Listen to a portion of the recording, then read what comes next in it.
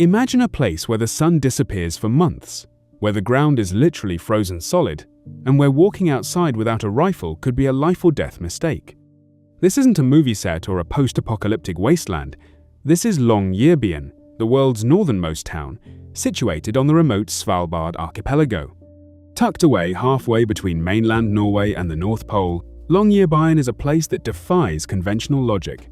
With roughly 2,500 residents representing over 50 different countries, it is a bustling, international melting pot in the middle of a frozen desert. But life here isn't just cold.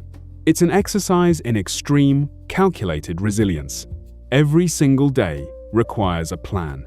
First, let's talk about the light, or the lack thereof. In winter, the town plunges into the polar night. For months, the sun never rises above the horizon. It is total, relentless darkness 24/7. Conversely, in summer, you experience the midnight sun weeks of continuous daylight, where the sun circles the sky without ever setting. The locals have adapted to this psychological challenge. Heavy blackout curtains are a non-negotiable household staple in the summer, while sophisticated UV lamps and community gatherings help keep the winter blues at bay during the darkest stretches of the year. Then, there is the reality of the wildlife. Polar bears aren't just myths or figures in a nature documentary here. They are your actual neighbors.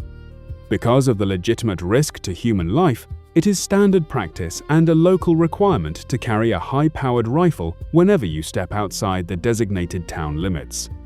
And here's a fascinating quirk. Despite the dangers, locals famously don't lock their doors.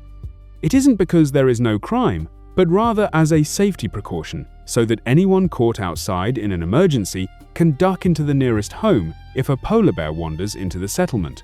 The infrastructure is equally surreal. You technically cannot be buried here.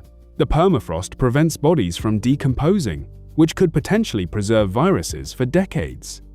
Even the architecture tells a story of survival. Houses are built on stilts so the heat from your floor doesn't melt the sensitive ground beneath you and cause your home to sink into the unstable slush of summer. Because of the isolation, fresh food is a premium luxury. Almost everything must arrive by boat or specialized plane. Yet, you will find a remarkably vibrant community spirit. In a place where you times must times rely on your neighbors to survive the elements, social bonds become the bedrock of existence. Whether it's gathering for community festivals during the long, dark nights or sharing stories at the local pub, the people here are united by the sheer audacity of choosing to live at the edge of the world. Longyearbyen is a profound reminder of how incredibly adaptable humans truly are. It is a place of harsh rules, stunning isolation, and a unique, rugged beauty that you simply won't find anywhere else on the planet. It challenges your perspective on what home really means. Would you ever trade the comfort and warmth of traditional civilization for a life like this? I'm curious to know your thoughts. Drop a comment below and let me know if you could survive the Arctic.